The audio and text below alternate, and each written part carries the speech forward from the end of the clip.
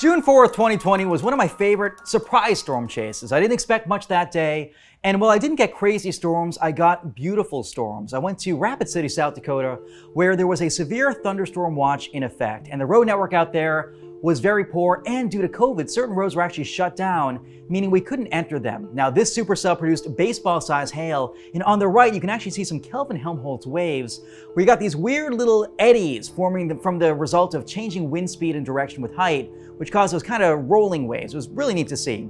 So there's the updraft of the spinning storm, and you'll notice these dark clouds, kind of tendril-like clouds reaching out the bottom. That's the outflow boundary, the leading edge of cool air exhaust, and all that hail is coming down.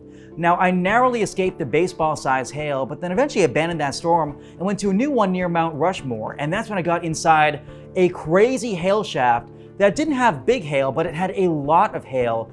Peas, dimes, nickels, almost quarter-size hail at times, and just a ton of it, accumulating to more than 3 inches thick. Afterwards, the temperature dropped to around 53 or 54 degrees, but just narrowly right over the surface, enough to create this layer of hail fog. Remember, the hail cools the ground enough to rapidly condense the moisture in the air above it, and so you get this bizarre, mystical layer of fog that's like walking on a cloud. It was otherworldly, especially because the sun had come out, the background was dark from a new approaching storm as the other one receded, and you got this wild inversion, an increase in air temperature with height, because remember, that hail-cool layer was only a few feet thick, and then you had dew and raindrops on the grass, there was hail everywhere. It was a mystical, mesmerizing scene that was simultaneously both peaceful, but also kind of eerie, because you have all these leaves shredded from trees. You have this smell of pungent vegetation in the air from all those torn leaves. You have a rainbow in the distance, but you know this new storm is approaching with hail also to almost tennis ball size. So it was this weird calm in between. The trees looked like they were floating. They were standing sentry in the middle of a field. It was like a calm, clear morning. Then this second supercell came in. You can see there's the outflow boundary rotating through right there. The sky gets dark. You get these pocket-like mammatus clouds ahead.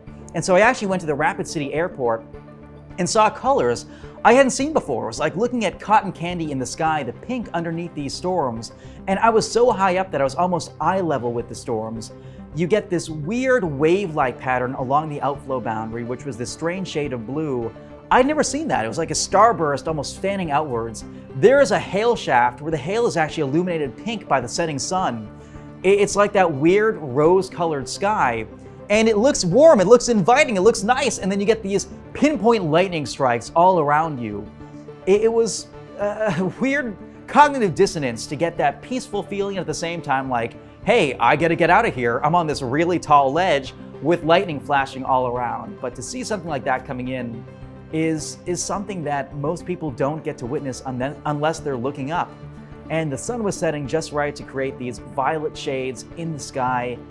It was like a postcard. And finally, that last little hail shaft was the last thing to remain illuminated as fork lightning hopped down. It was a day when the storms weren't overly impressive, but the scenery was something that really shows that there's beauty just about everywhere in the atmosphere, if only you know where to look.